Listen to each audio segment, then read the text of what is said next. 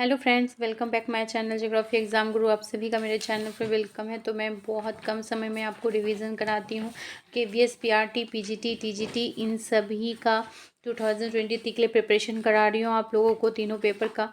तो देखिए, इस आज जो मैं करवाऊंगी आप लोगों को कंप्यूटर का जो मोस्ट एक्सपेक्टेड क्वेश्चन है इन तीनों के लिए, क्योंकि आपको पता ही है पार्ट 1 में तीनों में ही कंपलसरी है, रहता ही है कंप्यूटर के से 10 क्वेश्चन।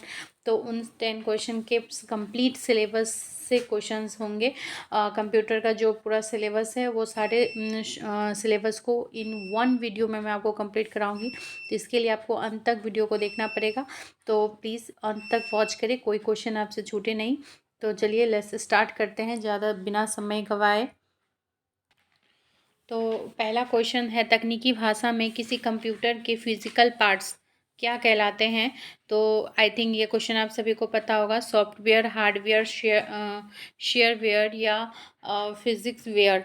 तो तकनीकी भाषा में किसी भी कंप्यूटर का जो फिजिकल पार्ट्स होगा वो क्या कहलाएगा?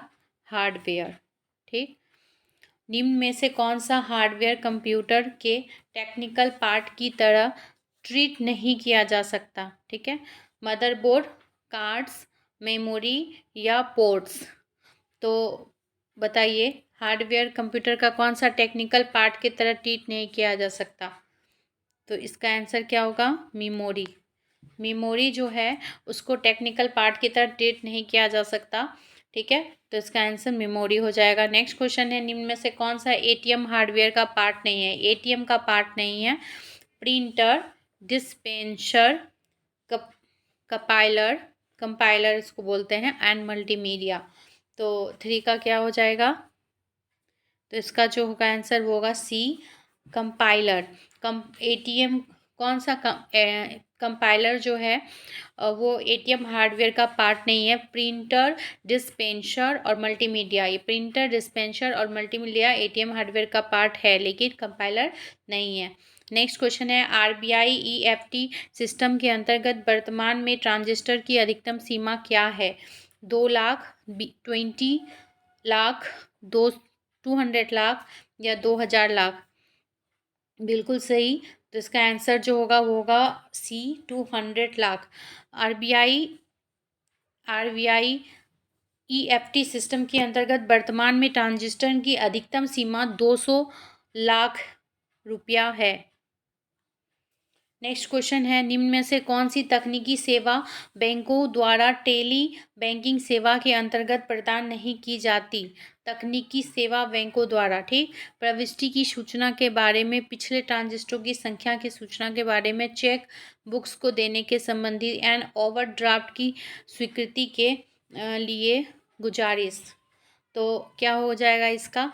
तो इसका जो आंसर हो जाएगा वो हो जाएगा डी, ओवरड्राफ्ट की स्वीकृति के लिए गुजारिश। यानी ओवरड्राफ्ट की स्वीकृति के लिए गुजारिश जो है तकनीकी सेवा बैंकों द्वारा टेली बैंकिंग सेवा के अंतर्गत प्रदान नहीं की जाती। अब बैंकों द्वारा क्या क्या प्रदान की जाती है? तो प्रविष्टि की सूचना के बारे में, पिछले ट्रांजेक्शनों की संख्या की सूचना के बारे में और चेक बुक को देने। तो बैंक है तो ये तीनों काम करेगा ही, ओवरड्राफ्ट का स्वीकृति के लिए नहीं करेगा। ठीक। नेक्स्ट है, तकनीकी क्षेत्र में इलेक्ट्रॉनिक हस्ताक्षर एक ऐसा हस्ताक्षर है। इलेक्ट्रॉनिक हस्ताक्षर कैसा हस्ताक्षर है? जो डिजिटल कोड में बनता है, इलेक्ट्रॉनिक रूप में इलेक्ट्रॉनिक रिकॉर्ड से जुड़ा होता है, इलेक्ट्रॉनिक रूप में प्रत्येक इलेक्ट्रॉनिक ट्रांजिशन से जुड़ा होता है। एंड ऑप्शन डी, ए और बी बोथ। तो इसका क्या हो जाएगा आंसर? तो इसका जो आंसर होगा वो होगा बी, इलेक्ट्रॉनिक रूप में इलेक्ट्रॉनिक रिकॉर्डों से जुड़ा होता है। ठीक है, तो ये जो आपका होता है तकनीकी क्षेत्र में जो इलेक्ट्रॉनिक हस्ताक्षर है, इलेक्ट्रॉनिक हस्ताक्षर इलेक्ट्रॉनिक रूप में इलेक्ट्रॉनिक रिकॉर्ड से जुड़ा होता है। ठीक। नेक्स्ट क्वेश्चन है, नेक्स्ट है, तकनीकी क्षेत्र में निम्न में से कौन सी एक्ट इलेक्ट्रॉनिक हस्ताक्षर को वैधता प्रदान करती है? निगोशिएबल इंस्ट्रूमेंट्स एक्ट, आयकर एक्ट, सूचना प्रौद्योगिकी act and Indian evidence act. तो जो इसका आंसर होगा वो क्या होगा? एक्ट। तकनीकी क्षेत्र में निम्न में से, तकनीकी क्षेत्र में देखिए जो आयकर एक्ट है, ठीक है। आयकर एक्ट इलेक्ट्रॉनिक हस्ताक्षर को वैधता प्रदान करती है। आयकर एक्ट, ये जो निगोशिएबल इंस्ट्रूमेंट्स एक्ट है, सूचना प्रौद्योगिकी और इंडियन एविडेंस, ये नहीं होगा। निम्न में से कौन सा एक इलेक्ट्रॉनिक हस्ताक्षर का लाभ नहीं है? मूल मैसेज की पहचान करना, मैसेज प्रगाढ़ता की निश्चयता, प्रेषक की पहचान करना, ए और बी दोनों, बोथ। तो 8 का जो आंसर हो जाएगा वो क्या हो जाएगा? सी, प्रेषक की पहचान करना। प्रेषक की पहचान करना एक इलेक्ट्रॉनिक हस्ताक्षर का लाभ नहीं है। प्रेषक की पहचान करना इलेक्ट्रॉनिक हस्ताक्षर का पार्ट नहीं है, लेकिन मूल मैसेज की पहचान करना, मैसेज प्रगाढ़ता की निश्चयता, ये दोनों है। जब एक व्यक्ति किसी माइक्रोफोन में बोलता है तो ऐसी तकनीक जो ध्वनि तरंगों को इलेक्ट्रॉनिक सिग्नलों में परिवर्तित करती है और इसे कंप्यूटर से गुजारती है, क्या कहलाएगी? स्पीच तकनीक, वॉइस तकनीक, स्पीच रिकॉग्निशन तकनीक या कम्युनिकेशन तकनीक? तो जिसका आंसर होगा वो होगा स्पीच रिकॉग्निशन तकनीक। यानी जब एक व्यक्ति किसी माइक्रोफोन में बोलता है तो ऐसी तकनीक जो ध्वनि तरंगों को इलेक्ट्रॉनिक सिग्नल में परिवर्तित करती है और इसे कंप्यूटर से गुजारती है, उसे स्पीच रिकॉग्निशन तकनीक कहते हैं। नेक्स्ट क्वेश्चन है 10। गुमराह तथा दूसरे प्रकार के अपराध जो इंटरनेट नेटवर्क पर घटित होते हैं वे कहलाते हैं, उसको हम क्या कहेंगे? Internet frauds, internet crimes, cyber crimes या इलेक्ट्रॉनिक फ्रॉड्स? तो इसका आंसर होगा साइबर क्राइम्स। जो भी इंटरनेट पे अपराध होते हैं उसे हम साइबर क्राइम्स कहेंगे। नेक्स्ट क्वेश्चन है 11 नंबर। तकनीकी प्रबंधन में एक कंप्यूटर प्रोग्राम जो दूसरे प्रोग्राम अथवा डाटा को संक्रमित करता है क्या कहलाता है? एक प्रोग्राम जो दूसरे प्रोग्राम को संक्रमित करेगा क्या कहलाएगा? पहला है system software, application software, cyber crime या वायरस? तो आप सभी को पता होगा इसका आंसर होगा डी, वायरस। जो एक फाइल से दूसरे फाइल को संक्रमित करेगा वो वायरस ही होता है। नेक्स्ट है क्वेश्चन नंबर 12। निम्न फंक्शनों में से कौन सा फंक्शन कंप्यूटर ऑडिट का हिस्सा नहीं है? ठीक है, कंप्यूटर ऑडिट का हिस्सा नहीं। तो ऑप्शन है टेस्टिट सॉफ्टवेयर का प्रयोग, ऑडिट ट्रेल्स का निरीक्षण और जनरेशन, उन प्रोग्राम को चेक करना जो किसी व्यक्ति द्वारा गलत किए गए हो, और डी में है ए और बी, बोथ। ठीक है, तो इस क्वेश्चन का आंसर क्या हो जाएगा? इसका होगा सी, उन प्रोग्राम को चेक करना जो किसी व्यक्ति द्वारा गलत किए गए हो। ठीक है, उस प्रोग्राम को चेक करेगा जो किसी व्यक्ति द्वारा गलत किया गया हो। इसका क्वेश्चन जो था वो क्या था? क्वेश्चन था निम्न फंक्शनों में से कौन सा फंक्शन कंप्यूटर ऑडिट का हिस्सा नहीं है? तो उन प्रोग्राम कंप्यूटर ऑडिट का हिस्सा ये नहीं है। कंप्यूटर ऑडिट का हिस्सा तब कौन सा है? टेस्टिट सॉफ्टवेयर का प्रयोग और ऑडिटर ट्रेल्स का निरीक्षण और जनरेशन। ऑडिटर ट्रेल्स का निरीक्षण एवं जनरेशन, ये दोनों है। नेक्स्ट क्वेश्चन है इनमें से कौन सी एक्ट जो सूचना प्रौद्योगिकी एक्ट 1999 के द्वारा इलेक्ट्रॉनिक रिकॉर्डों को वैध रिकॉग्निशन के उद्देश्य के लिए संशोधित नहीं की गई थी, वो क्या थी? Indian evidence act, RBI act, Indian penal code या बैंकर्स बुक एविडेंस एक्ट? तो इस क्वेश्चन का जो आंसर हो जाएगा वो हो जाएगा सी, Indian penal code. Indian penal code यानी इंडियन थेनल कोड जो है सूचना प्रौद्योगिकी एक्ट 1999 के द्वारा इलेक्ट्रॉनिक रिकॉर्डों को वैध रिकॉग्निशन के उद्देश्य के लिए संशोधित नहीं की गई थी।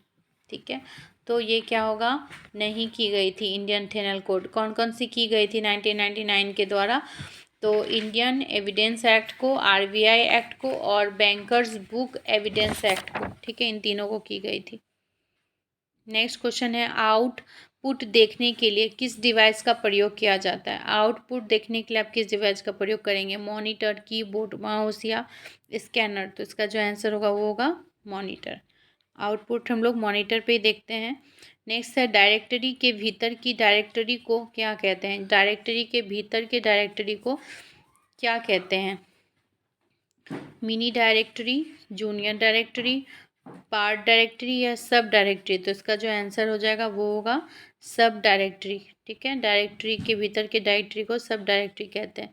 नेक्स्ट क्वेश्चन है 16 नंबर, यूज़र और ऑपरेटिंग सिस्टम के बीच के इंटरेक्शन के तरीके को निम्नलिखित में से कौन कंट्रोल करता है। ठीक है, तो यहाँ पे user interface, language translator, platform या स्क्रीन सेवर। हाँ बिल्कुल सही, इसका आंसर होगा लैंग्वेज ट्रांसलेटर। यूज़र और ऑपरेटिंग सिस्टम के बीच के इंटरेक्शन के तरीके को लैंग्वेज ट्रांसलेटर कंट्रोल करता है। नेक्स्ट है विनिर्माण के समय रिकॉर्ड किया गया डिस्क या कंटेंट, ठीक है, जिसे यूज़र चेंज या इरेज नहीं कर सकता है, निम्नलिखित में से होता है कौन सा। केवल मेमोरी, केवल राइट, केवल रीड, केवल रन। तो इसका क्या आंसर हो जाएगा।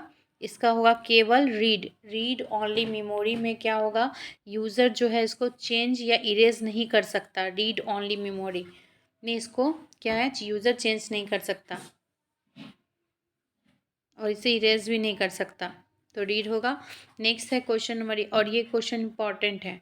नेक्स्ट क्वेश्चन है 18, तकनीकी क्षेत्र में कंप्यूटर फाइलों के बारे में निम्न में से कौन सा सत्य नहीं है। तो यहाँ बोल रहा है सही नहीं है। पहला है तकनीकी क्षेत्र में कंप्यूटर फाइल के बारे में, वे एक स्टोरेज माध्यम से सेव किया गया डाटा संग्रह होता है, तो ये सही है। प्रत्येक फाइल का नाम होता है। पर फाइल की विषय वस्तु को इंगित करने के लिए प्रयोक्ता फाइल एक्सटेंशन देता है। फाइल में सामान्यतः डाटा होता है।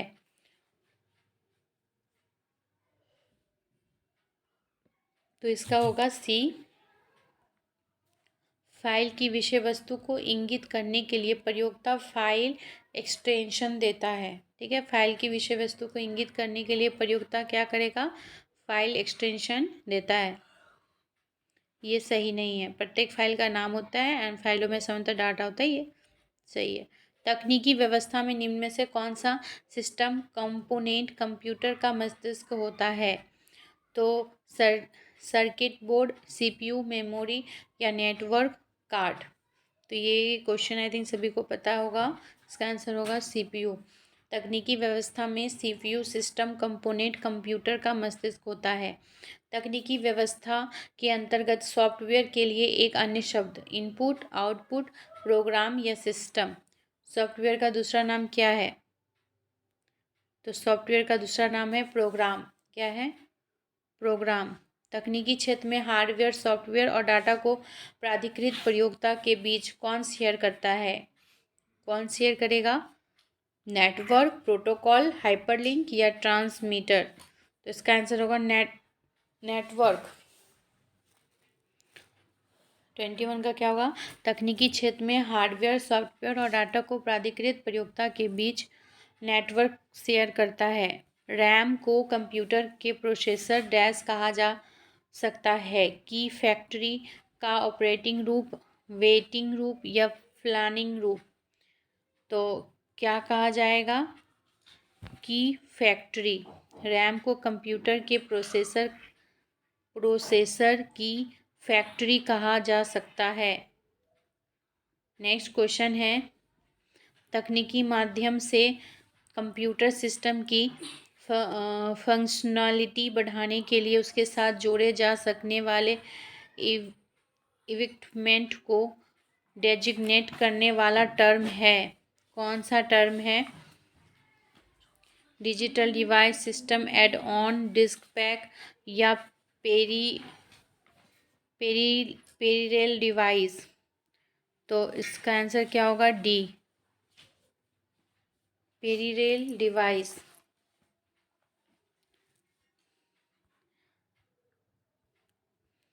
तकनीकी क्षेत्र में डैश कंप्यूटर प्रोग्राम का एक सेट है जो कंप्यूटर को स्वयं को ऑपरेट करने और अधिक क्षमता से कार्य करने में सहायता करता है। Windows system software, DBMS, application software, तो इसका आंसर क्या होगा? यस, सिस्टम सॉफ्टवेयर, ऑप्शन होगा बी।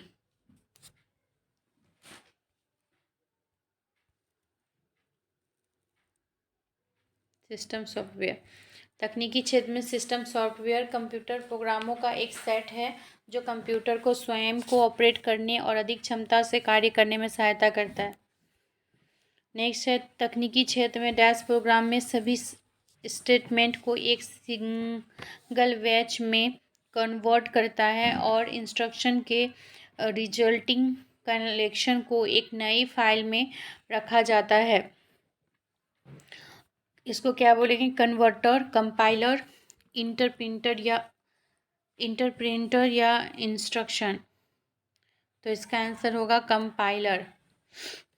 ठीक है, यानी तकनीकी क्षेत्र में कंपाइलर प्रोग्राम में सभी स्टेटमेंट को एक सिग्नल बैच में कन्वर्ट करता है।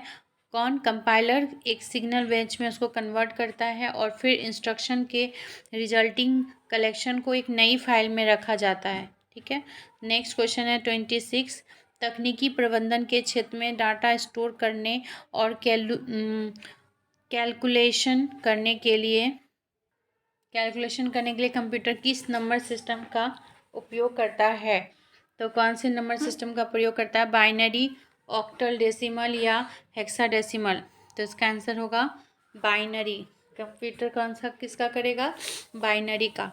नेक्स्ट क्वेश्चन है, तकनीकी के क्षेत्र में आपके कंप्यूटर को बनाने वाले फिजिकल कंपोनेंट्स को क्या कहा जाता है? तो जो फिजिकल कंपोनेंट्स है उसको क्या कहा जाएगा? हार्डवेयर।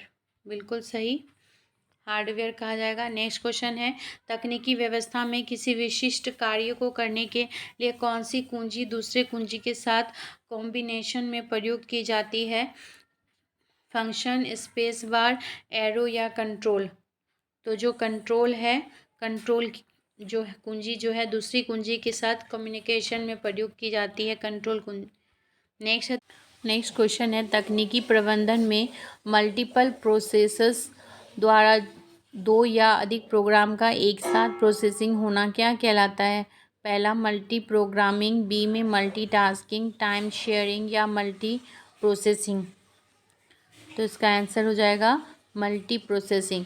तकनीकी प्रबंधन में मल्टीपल प्रोसेसर्स द्वारा दो या अधिक प्रोग्रामों का एक साथ प्रोसेसिंग होना क्या कहलाएगा? Multi processing. नेक्स्ट क्वेश्चन है 30। तकनीकी प्रबंधन के क्षेत्र में प्रयुक्त होने वाला एक प्रोग्राम है जो कंप्यूटर के प्रयोग को आसान बना देता है। ठीक है, कंप्यूटर के प्रोग्राम को क्या बना देता? आसान बना देता। कौन है? यूटिलिटी या एप्लीकेशन या ऑपरेटिंग सिस्टम या नेटवर्क? इसका आंसर होगा सी, ऑपरेटिंग सिस्टम। ऑपरेटिंग सिस्टम एक प्रोग्राम है जो कंप्यूटर के प्रयोग को आसान बना देता है तकनीकी प्रबंधन के क्षेत्र में। ठीक है, नेक्स्ट है 31। तकनीकी व्यवस्था में एक छोटे सिलिकॉन चिप पर ट्रांजिस्टरों और अन्य इलेक्ट्रॉनिक उपकरणों के साथ पूर्ण इलेक्ट्रॉनिक सर्किट को क्या कहते हैं? तो नेक्स्ट इसका answer work station, CPU, magnetic disk या इंटीग्रेटिंग सर्किट? तो इसका जो 31 का क्या हो जाएगा? डी होगा। क्या होगा? D, integrated circuit. ठीक है, तकनीकी व्यवस्था में छोटे सिलिकॉन चिप पर ट्रांजिस्टरों और अन्य इलेक्ट्रॉनिक उपकरणों के साथ पूर्ण इलेक्ट्रॉनिक सर्किट को इंटीग्रेटेड सर्किट कहते हैं। नेक्स्ट 32। इनपुट, आउटपुट और प्रोसेसिंग डिवाइसों का समूह जिसका निरूपण करता है। Mobile device, information processing cycle, circuit board या कंप्यूटर सिस्टम? तो इसका क्या आंसर होगा? Computer system, option D. ठीक है, नेक्स्ट क्वेश्चन है 33। डैश में प्रिंटिंग हेड कागज का संपर्क होता है। Non impact printer, impact printer, thermal printer या इनमें से कोई नहीं? तो क्वेश्चन है, डैश में प्रिंटिंग हेड और कागज का संपर्क होता है किस में? नॉन इम्पैक्ट प्रिंटर में, इम्पैक्ट प्रिंटर में, थर्मल प्रिंटर में या इनमें से कोई नहीं? तो 33 का जो आंसर हो जाएगा वो होगा B, impact printer. Impact printer में प्रिंटिंग हेड और कागज़ का संपर्क होता है। ठीक है, नेक्स्ट क्वेश्चन है 34। तकनीकी क्षेत्र में किस प्रिंटर द्वारा एक स्ट्रोक में एक अक्षर प्रिंट होता है? पहला है laser printer, dot matric printer, line printer या प्लॉटर। तो जो आंसर होगा वो होगा बी, डॉट मैट्रिक प्रिंटर। तकनीकी क्षेत्र में डॉट मैट्रिक प्रिंटर द्वारा एक स्ट्रोक में एक अक्षर प्रिंट होता है। तकनीकी सेवा में सबसे ज़्यादा काम में आने वाला कैरेक्टर प्रिंटर कौन से होते हैं? तो कौन से होते हैं? Dot matrix. इसका आंसर हो जाएगा डॉट मैट्रिक। तकनीकी क्षेत्र में सबसे ज़्यादा काम में आने वाला कैरेक्टर प्रिंटर डॉट मैट्रिक्स होता है। बैंकिंग सिस्टम में डाटा किस रूप में हो सकते हैं? तो बैंकिंग में अश्रव्य हो जाएगा। बैंकिंग सिस्टम में डाटा अश्रव्य रूप में हो सकते हैं।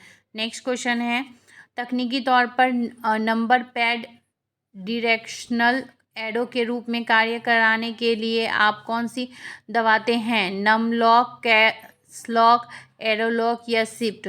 तो कौन सा दबाते हैं? इसका आंसर हो जाएगा ए, नम लॉक। तकनीकी तौर पर नंबर पैड डायरेक्शनल एरो के रूप में कार्य कराने के लिए नम लॉक दबाते हैं। ठीक है, नेक्स्ट क्वेश्चन है तकनीकी के क्षेत्र में ट्रैक बॉल किसका एक उदाहरण है? प्रोग्रामिंग डिवाइस का, पॉइंटिंग डिवाइस का, आउटपुट डिवाइस का या सॉफ्टवेयर डिवाइस का। तो इसका जो आंसर होगा वो होगा पॉइंटिंग डिवाइस का। ठीक है, तकनीकी क्षेत्र में ट्रैक बॉल जो है वो पॉइंटिंग डिवाइस का पार्ट है। नेक्स्ट है 39। एक तकनीकी प्रबंधन किसी भी समय कितने तरह के डॉक्यूमेंट खोल सकता है? कितने तरह के डॉक्यूमेंट को खोल सकता है? 3 से अधिक, केवल एक, उतने जितने काफ़ी कंप्यूटर मेमोरी होल्ड कर सकते हैं या टास्क बार जितने डिस्प्ले कर सकते हैं उससे अधिक नहीं। तो जो इसका आंसर होगा ये होगा सी, उतने जितने आपकी कंप्यूटर मेमोरी होल्ड कर सकता है, उतना ही करेगा जितना आपका कंप्यूटर मेमोरी होल्ड कर सकता है। एक तकनीकी प्रबंधन किसी भी समय उतना जितना आपका कंप्यूटर मेमोरी होल्ड कर सकता है डॉक्यूमेंट को खोल सकता है। नेक्स्ट है 40। निम्न में से कौन सा कथन सत्य है? इंटरनेट से जुड़ा कोई कंप्यूटर इंटरनेट से जुड़े किसी अन्य कंप्यूटर से जुड़ सकता है। ठीक है, नेक्स्ट है हाइपर टेक्स्ट को हाइपरलिंक के नाम से भी जाना जाता है। प्रोटोकॉल नियमों और कानूनों का एक सेट नहीं है। इंटरनेट एक कमर्शियल इंफॉर्मेशन सर्विस भी है। तो जो इसमें से बोल रहा है कि कौन सा कथन सत्य है? तो ऑप्शन बी, ऑप्शन ए जो ए है, इंटरनेट से जुड़ा कोई कंप्यूटर इंटरनेट से जुड़े किसी अन्य कंप्यूटर से जुड़ सकता है। तो इसका आंसर हो जाएगा ए, ये जुड़ सकता है। ठीक है, नेक्स्ट है 41। तकनीकी तौर पर डिस्क को ट्रैकों और सेक्टरों में विभाजित करने की प्रक्रिया क्या कहलाती है? ट्रैकिंग या फॉर्मेटिंग, क्रैशिंग या अलॉटिंग। तो जो आंसर होगा वो होगा फॉर्मेटिंग। तकनीकी तौर पर डिस्क को ट्रैकों और सेक्टरों में विभाजित करने की प्रक्रिया को फॉर्मेटिंग कहते हैं। नेक्स्ट क्वेश्चन है 42। IBM का सही शाब्दिक अर्थ क्या है? IBM मीन्स क्या होता है? तो इसका जो आंसर होगा वो होगा D, international business model. IBM international business model.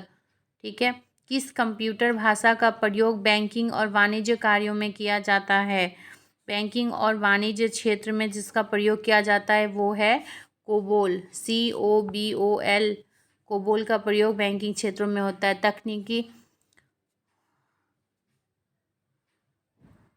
तकनीकी तौर पर यूनिक्स नामक ऑपरेटिंग प्रणाली विशेष रूप से कौन से प्रयोग में लाई जाती है? कौन से प्रयोग में? डेस्कटॉप, लैपटॉप, सुपर कंप्यूटर या वेब सर्वर। तो जिसका आंसर होगा वो होगा डी, वेब सर्वर। तकनीकी तौर पर यूनिक्स नामक ऑपरेटिंग प्रणाली विशेष रूप से वेब सर्वर में प्रयोग में लाई जाती है। नेक्स्ट है 45, निम्नलिखित में से कौन सा कथन सत्य है?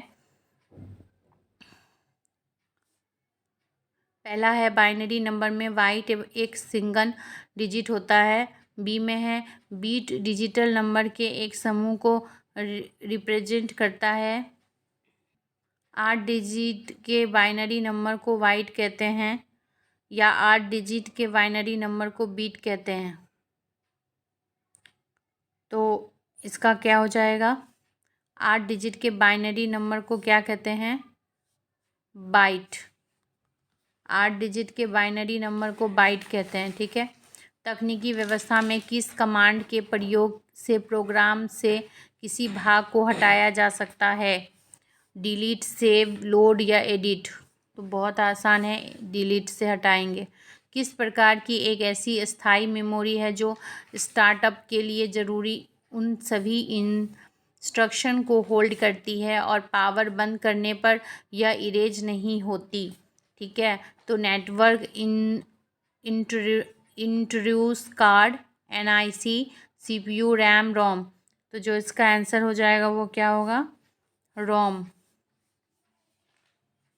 सूचना रोम जो है एक ऐसी स्थायी मेमोरी है जो स्टार्टअप के लिए ज़रूरी नहीं उन सभी इंस्ट्रक्शन को होल्ड करती है और पावर बंद करने पर यह इरेज नहीं होती। सूचना प्रौद्योगिकी के क्षेत्र में रैम किस प्रकार की मेमोरी है? तो रैम जो है ये मुख्य मेमोरी है। क्या है? मुख्य मेमोरी। नेक्स्ट है सूचना और प्रौद्योगिकी के क्षेत्र में फ्लैश क्या है? फ्लैश क्या? फ्लैश जो है एक रैम है। क्या है? रैम। नेक्स्ट तकनीकी के क्षेत्र में कंप्यूटर शब्दकोश में CD अक्षरों का प्रयोग किसके लिए किया जाता है? Compact disc, compressed disk, computerised data या कंप्रेस्ड डाटा? तो इसका आंसर होगा ए।